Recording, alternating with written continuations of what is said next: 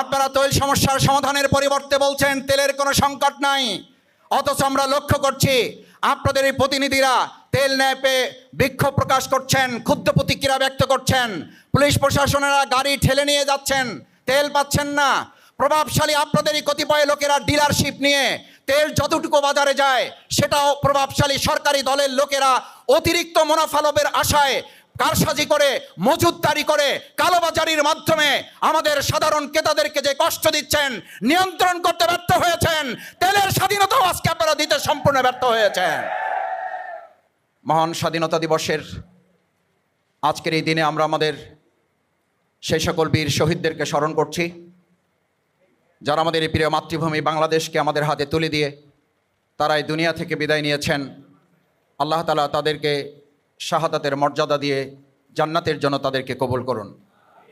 এখনও যে সমস্ত আহত পঙ্গুত্ব বরণকারী বীর মুক্তিযোদ্ধারা আমাদের এই দেশের সম্পদ হিসাবে বেঁচে আছেন, তাদের জন্য নেক হায়াত কামনা করে 1947, 1952, 1990, 1971 থেকে শুরু করে 2024-এর জুলাই আগস্টের গণ অভ্যুত্থানের পরবর্তী যে নতুন বাংলাদেশ আমরা পেয়েছি, সেই বাংলাদেশ পর্যন্ত যারা শহীদ হয়েছেন 2006 সালে 28 অক্টোবর, 2013 সালের 5 মে শাপলা চত্বর, বাইতুল মোকাররম সহ বাংলাদেশের বিভিন্ন প্রান্তরে, বিশেষ করে আমাদের এই স্বাধীন বাংলাদেশে এমন একটা পরাধীন সময় আমাদের পার করতে হয়েছে।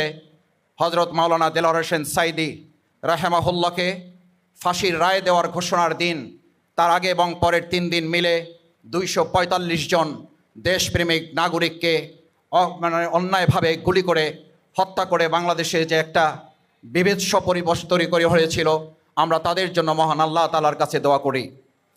আমরা যখন 2006 সালে 28 অক্টোবরের কথা বলি, আমরা যখন 13 সালের কথা বলি, আমরা যখন 24-এর কথা বলি, তখন আমাদের মহান জাতীয় সংসদে কারো কারো মুখে শুনতে হয় এটি আবেগের ব্যাপার, এটি বাস্তবতার সাথে মিল খায় না।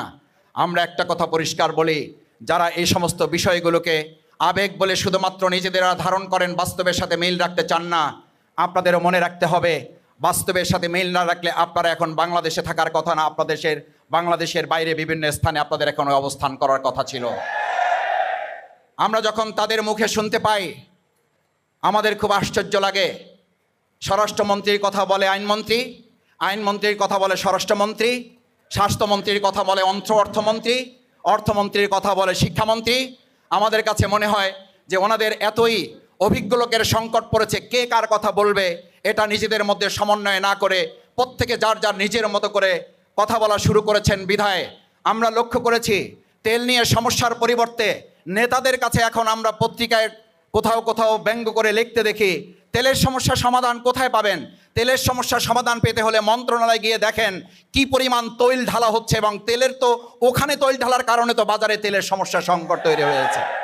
আজকে সরকারের মধ্যে এরকম তৈল ঢালার যদি প্রতিযোগিতা তৈরি হয়, ভালো করে মনে রাখতে হবে জনৈক এক সাংবাদিকের তৈল ঢালার কারণে শেখ হাসিনার পতনের ঘণ্টা বেজে গিয়েছিল। আপনারা তৈল সমস্যার সমাধানের পরিবর্তে বলছেন তেলের কোনো সংকট নাই, অথচ আমরা লক্ষ্য করছি আপনাদের এই প্রতিনিধিরা তেল ন্যায় পেয়ে বিক্ষোভ প্রকাশ করছেন, ক্ষুব্ধ প্রতিক্রিয়া ব্যক্ত করছেন। পুলিশ প্রশাসনেরা গাড়ি ঠেলে নিয়ে যাচ্ছেন, তেল পাচ্ছেন না। প্রভাবশালী আপনাদেরই কতিপয় লোকেরা ডিলারশিপ নিয়ে তেল যতটুকু বাজারে যায় সেটাও প্রভাবশালী সরকারি দলের লোকেরা অতিরিক্ত মুনাফা লাভের আশায় কারসাজি করে, মজুতদারি করে, কালোবাজারির মাধ্যমে আমাদের সাধারণ ক্রেতাদেরকে যে কষ্ট দিচ্ছেন, নিয়ন্ত্রণ করতে ব্যর্থ হয়েছেন। তেলের স্বাধীনতাও আজকে আপনারা দিতে সম্পূর্ণ ব্যর্থ হয়েছেন। সম্মানিত সুধী মণ্ডলী, ভাই এবং বোনেরা এখানে আজকে উপস্থিত হয়েছেন। আমরা আমাদের নির্ধারিত সময়ে বিকেল 3টার মধ্যেই আমাদের আজকের আয়োজন আনুষ্ঠানিকভাবে সভাপতির অনুমোদন ক্রমে আমরা শুরু করতে যাব ইনশাআল্লাহ।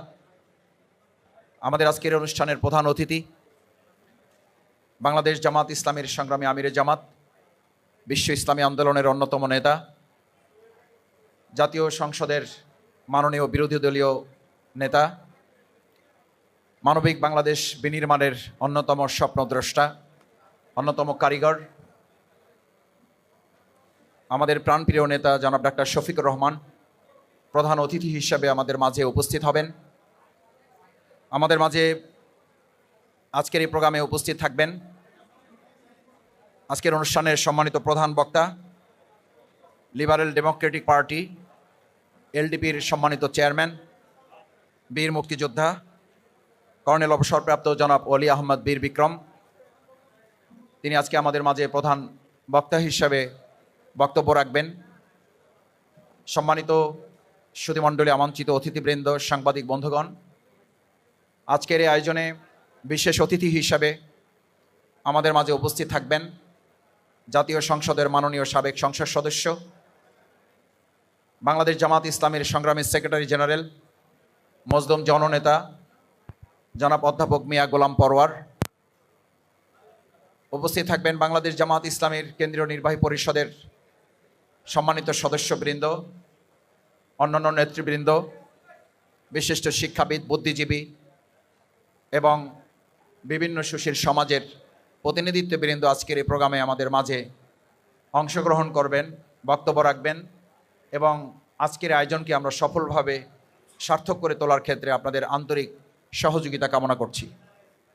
সম্মানিত সুধীমণ্ডলী, আপনারা লক্ষ্য করেছেন আমাদের মাঝে ইতিমধ্যেই স্টেজে উপস্থিত হয়েছেন বাংলাদেশ জামাত ইসলামী নির্বাহী পরিষদের অন্যতম সদস্য, আমাদের অত্যন্ত শ্রদ্ধাভাজন জনাব অধ্যক্ষ আব্দুর রব। উপস্থিত হয়েছেন বাংলাদেশ লয়ার্স কাউন্সিলের সম্মানিত চেয়ারম্যান, সম্মানিত কেন্দ্রীয় সভাপতি, সুপ্রিম কোর্টের বিজ্ঞ আইনজীবী জনাব অ্যাডভোকেট জসিমউদ্দিন সরকার, বাংলাদেশ জামাত ইসলামী কেন্দ্রীয় কর্মপরিষদের অন্যতম সদস্য। উপস্থিত হয়েছেন বাংলাদেশ জামাত ইসলামী কেন্দ্রীয় মজলিসের শুরার সদস্য, ঢাকা 4 আসনের জাতীয় সংসদের সম্মানিত সংসদ সদস্য জননেতা জনাব মোহাম্মদ কামাল হোসেন, বাংলাদেশ জামাত ইসলামী ঢাকা 5-এর সম্মানিত জাতীয় সংসদ সদস্য, বাংলাদেশ জামাত ইসলামী ঢাকা মহানগরীর সম্মানিত সহকারী সেক্রেটারি জননেতা জনাব মোহাম্মদ কামাল হোসেন। উপস্থিত হয়েছেন বাংলাদেশ জামাত ইসলামী ঢাকা মহানগরীর দক্ষিণের সম্মানিত কর্মপরিষদ সদস্য, শেরপুরের জনগণের প্রিয় নেতা, জাতীয় সংসদের সম্মানিত সংসদ সদস্য, বাংলাদেশ ইসলামী ছাত্র শিবিরের সাবেক কেন্দ্রীয় সভাপতি জননেতা জনাব হাফেজ রাশেদুল ইসলাম। উপস্থিত হয়েছেন ঢাকা সাংবাদিক ইউনিয়নের সম্মানিত সভাপতি, বিশিষ্ট সাংবাদিক, দৈনিক মানবকণ্ঠের সম্মানিত সম্পাদক, সাংবাদিক নেতা জনাব মোহাম্মদ শহীদুল ইসলাম সহ সম্মানিত নেতৃবৃন্দ, মহানগরী কর্মপরিষদের সদস্যবৃন্দ আমাদের মাঝে উপস্থিত হয়েছেন। সম্মানিত সুধীমণ্ডলী, প্রিয় মাতৃভূমি বাংলাদেশ, এই বাংলাদেশকে আমরা আমাদের 2024 সালের জুলাই আগস্টের গণ অভ্যুত্থান, 1947, 1952 এবং তৎপরবর্তী 90-এর স্বৈরাচার বিরোধী আন্দোলন, 1971 থেকে শুরু করে সমস্ত শহীদদের প্রতি শ্রদ্ধা জ্ঞাপন করে, তাদের রুহের মাগফিরাত কামনা করে, বীর মুক্তিযোদ্ধাদেরকে স্মরণ করে আজকের এই আয়োজন মহান আল্লাহ তাআলার উপরে ভরসা করে, মহান আল্লাহর প্রতি কৃতজ্ঞতা জ্ঞাপন করে আমরা এখনই কোরআনে হাকিম থেকে তেলাওয়াতের মাধ্যমে শুরু হচ্ছে। কোরআনে হাকিম থেকে আজকের আলোচনা সভায় শুরুতেই তেলাওয়াত করছেন কারি বেলাল হোসেন। কারি বেলাল হোসেন কোরআনে হাকিম থেকে তেলাওয়াত করছেন।